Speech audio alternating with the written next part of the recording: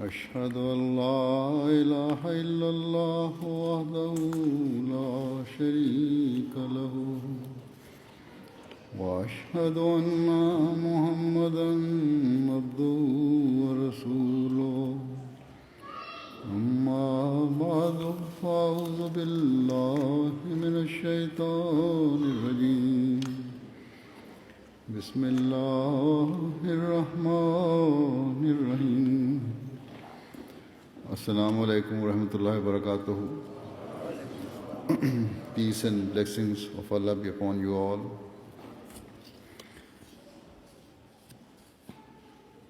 As we are all aware, and as the distinguished guests have just mentioned, today we are gathered here to celebrate the golden anniversary of the independence of Sierra Leone, Tanzania, and Cameroon. Today's event has been organized by the Ahmadiyya Muslim Communities Pan-African Association.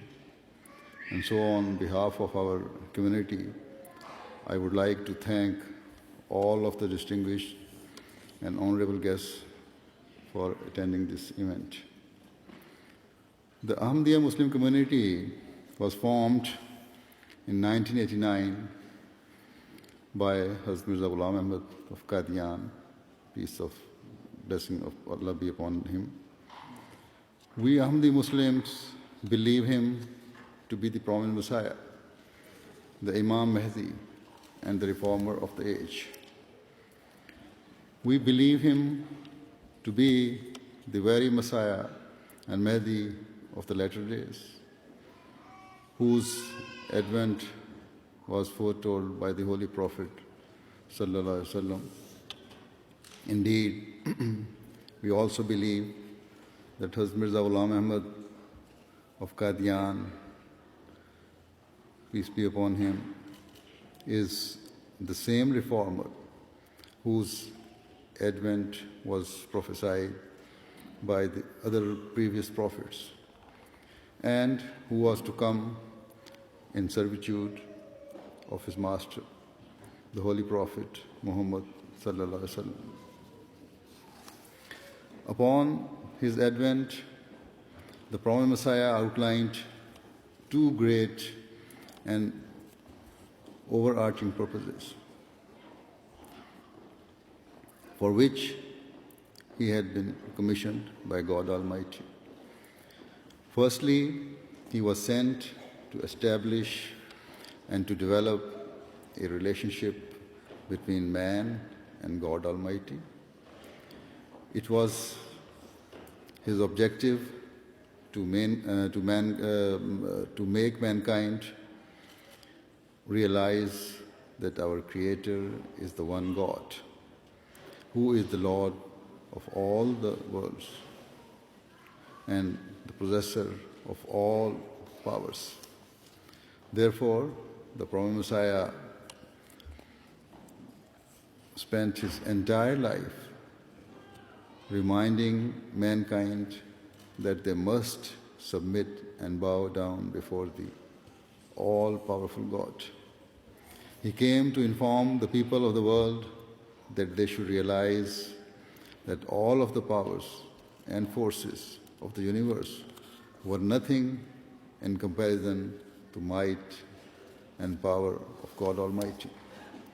The second purpose for which the founder of the Ahmadiyya Muslim Jamaat was sent was to make mankind aware of the rights owed to one another. This was something that he greatly emphasized throughout his life. The promised Messiah taught us so beautifully that if a person became aware of the rights owed to his fellow man, then he would naturally lead to the establishment of human values. And when human values were established, then man would cease to be cruel to his fellow man. Hence, his teachings form the basis for true peace.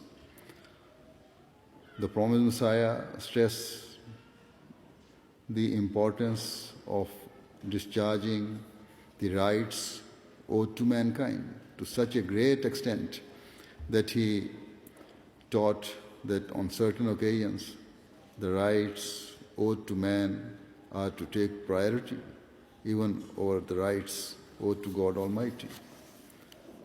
This, God forbid, does not mean or imply that all-powerful Creator has no significance in comparison to man or is in any way secondary. Rather, it means that God Almighty has such love for His creation that He Himself has instructed that where humanity is in desperate need, on those occasions we should assist them first.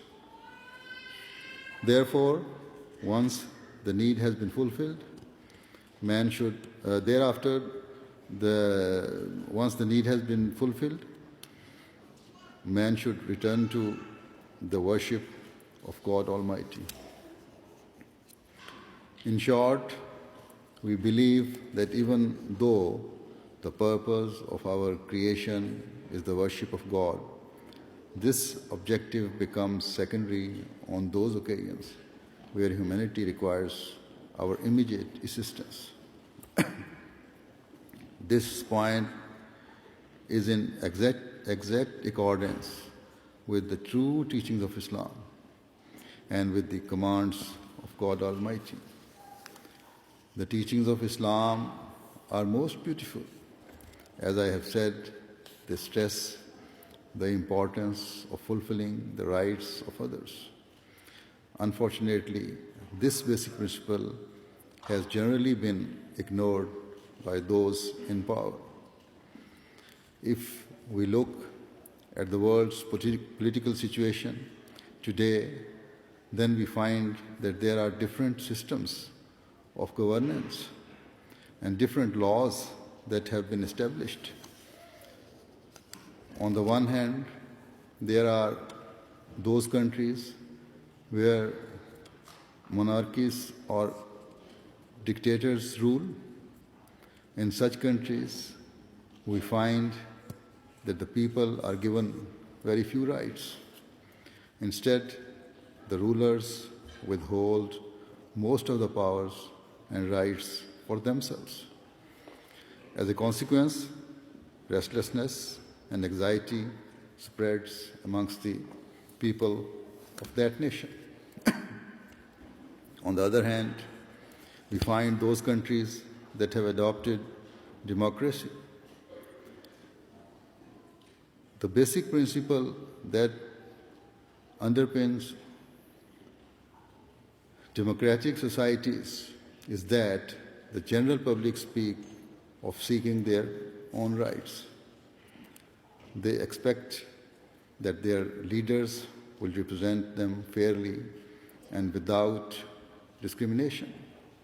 However, even in such democratic countries, there invariably comes a time when the policies made by the ruling party do not measure up to the required standards of justice.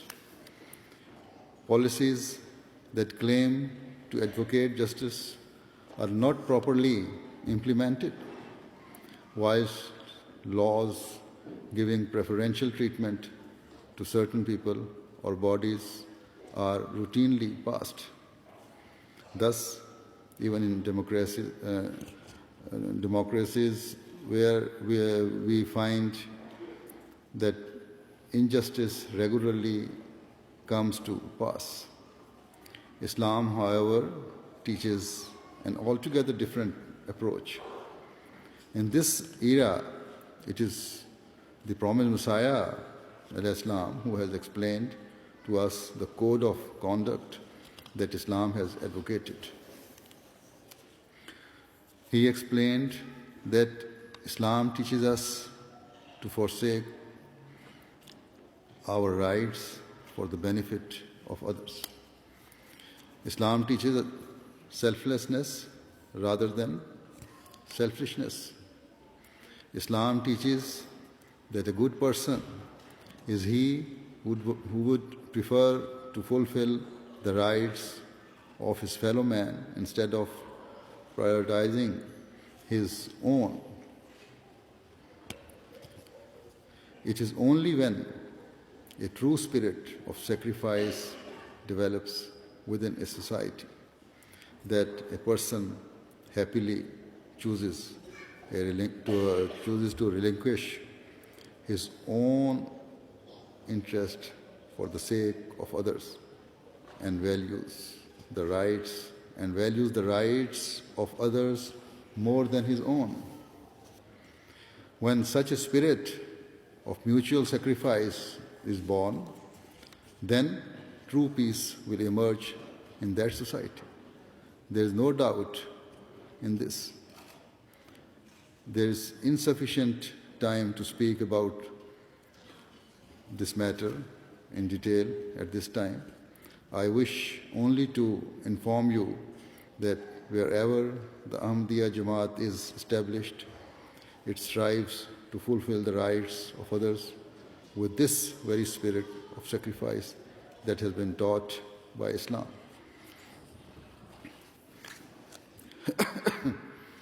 The members of the Ahmadiyya community worldwide regularly make financial sacrifices and give alms. They do so not to gain any worldly benefit or recognition, but simply to serve God's creation. As you may be aware, the majority of our humanitarian projects are based in Africa. With the grace of Allah, over the past 80 or 90 years, we have strived not only to bring the African people closer to Allah, but also to discharge the rights owed to the people of this great continent. It is in this spirit that our Jamaat has opened many schools in Africa. It is in this spirit that our Jamaat has opened many hospitals in Africa.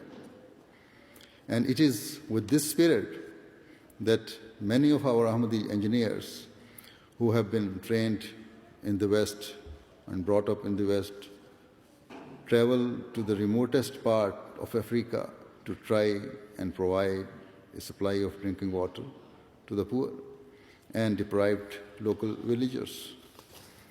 With this spirit of sacrifice, our youngsters who have been brought up in the comfort of the West have spent night upon night in the far-off jungles installing hand pumps in an effort to provide drinking water to humanity. In the same way, our Ahmadi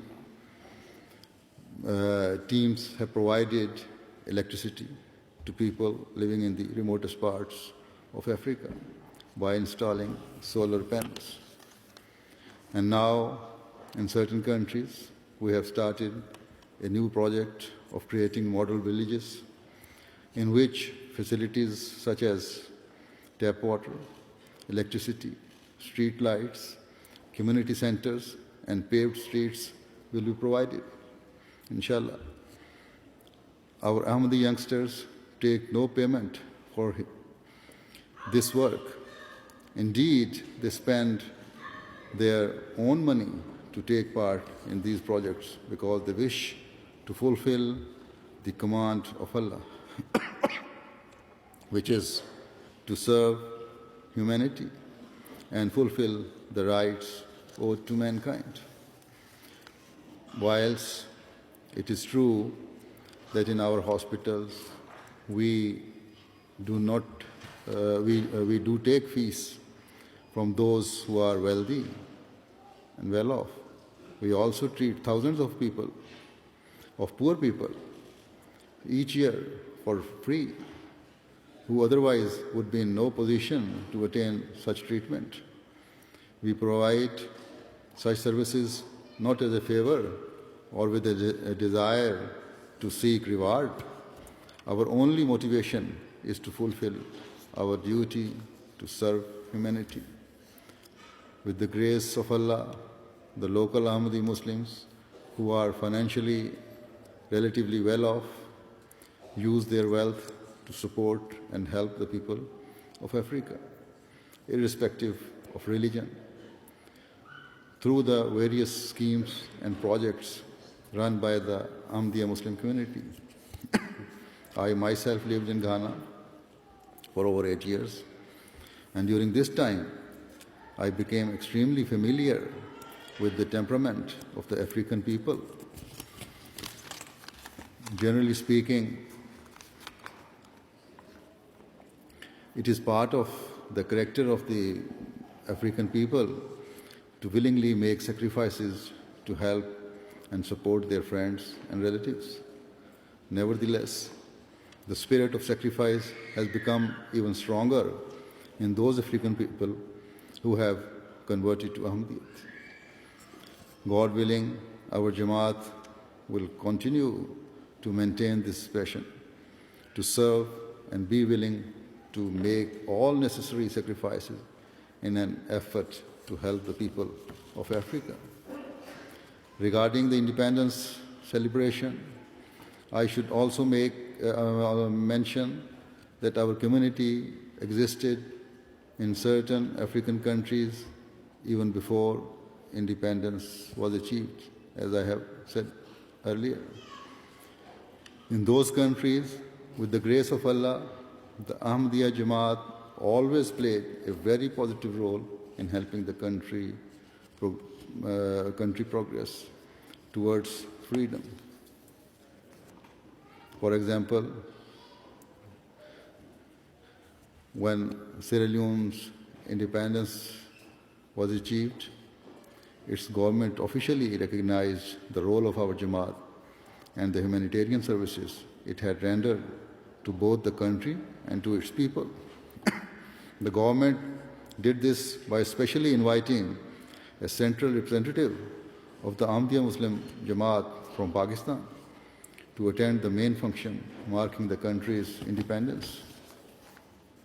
The head of the Ahmadiyya community at that time, Hazrat Mirza Bashiruddin Mahmud Ahmad, the second Khalifa, thus sent an Ahmadi who was a High Court judge in Pakistan, Sheikh Bashir Ahmad Sahib, to attend on behalf of our community.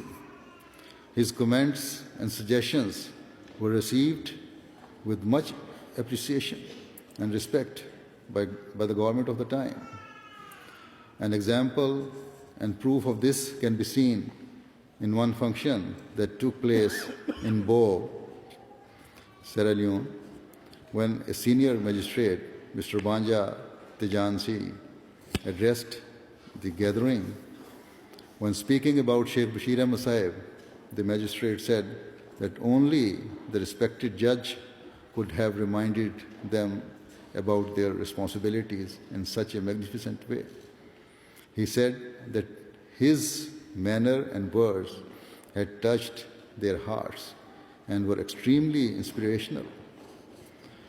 He also said that if the people of Sierra Leone were able to act upon his words, then they would be able to transform their circumstances and travel on a path of progress and advancement. It is of note that Mr. Banja Tejansi, whom I have mentioned earlier, who gave these remarks, was later appointed as acting Governor General of Sierra Leone. In that capacity, as a Governor General of Sierra Leone, in 1970, he hosted a state dinner in honor of Hazrat Mirza Nasir Ahmad, the third Khalifa of the Ahmadiyya Muslim Jamaat, at the Governor House. This was another example of how highly the contribution and service of the Ahmadiyya Muslim Jamaat was valued by the government. Furthermore, the contribution of the Ahmadiyya community towards Sierra Leone's independence was also officially recognized when our missionary in charge was presented with a gift from the government to mark the country's freedom. Along with the gift, a letter was attached from the Governor General to our missionary in charge. In that letter, he wrote, "I take great pleasure in presenting this gift marking the independence of our country. This is in recognition of your valued services that you have made in an effort towards acquiring our independence. Since the independence of Sierra Leone was achieved, there have been a number of Ahmadi Muslims who have had the honor of becoming members of parliament, ministers of government, and ambassadors of state. In this way, many Ahmadi Muslims have been able to serve Sierra Leone with great distinction and became a means for the progress of the nation. Similarly, upon the independence of Tanzania, the Ahmadiyya community was also able to play a significant role. One of our local Tanzanian missionaries, Sheikh Amri Ubedi, who received 2 years missionary training in our center in Rabwa, Pakistan, was also personally able to play a valuable role towards the independence of Tanzania. The leaders of the country used to consult with him regularly and seek his wise counsel. Later on, he was appointed the first African mayor of Dar es Salaam. He was also elected unanimously to the Legislative Council of Tanganyika, and then in 1963 he was appointed Minister of Justice and proved to be greatly loved and popular in this role. Therefore, throughout his life, he rendered great services to his nation. As another example of the service rendered by the Ahmadiyya community is that the name Tanzania was actually chosen upon the recommendation of an Asian Ahmadi Muslim to the government of the time. This too was an historic service to the nation. And so there are just a few examples. In fact, the Ahmadiyya community has continually offered great services to the country. In short, the Ahmadiyya Jamaat has played and continues to play a prominent role in providing the rights owed to deprived people, to serve them and to strive for their freedom. We do this without any desire for personal gain or self-interest. It is my heartfelt prayer that the African people are able to take full advantage and benefit from their independence. They should strive to utilize their natural resources for the betterment of their people. All countries should keep in mind that the leader of the country is the servant of that nation. Is a saying of the Holy Prophet of Islam, sallallahu alaihi wasallam. This is a crucial point to remember. Whichever laws or regulations are in force should apply just as much to the rich as to the poor. If this approach is maintained, then, God willing, the freedom that you have gained after long periods of colonial slavery will come to be everlasting. If, however, you do not follow this, then dominant world powers will surely seek to once again enter your lands and take over your natural resources through their deceitful schemes or on the pretext of their various unjust and false excuses. But if the leaders of the poorer nations fulfill the rights of their own people, and the people themselves give precedence to the interest of their nation, then the country will progress, inshallah. And if all the countries of Africa adopt such a course, then there is no doubt that Africa itself will progress at great speed. I firmly believe that if the African countries and people unite together and fulfill the requirements of justice, then one day Africa will emerge as a true global power.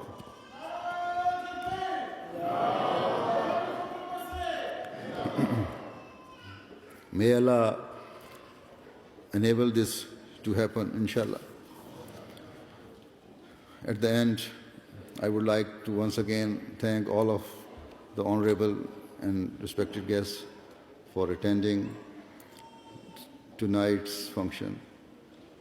Thank you very much. Long live Africa, long live humanity.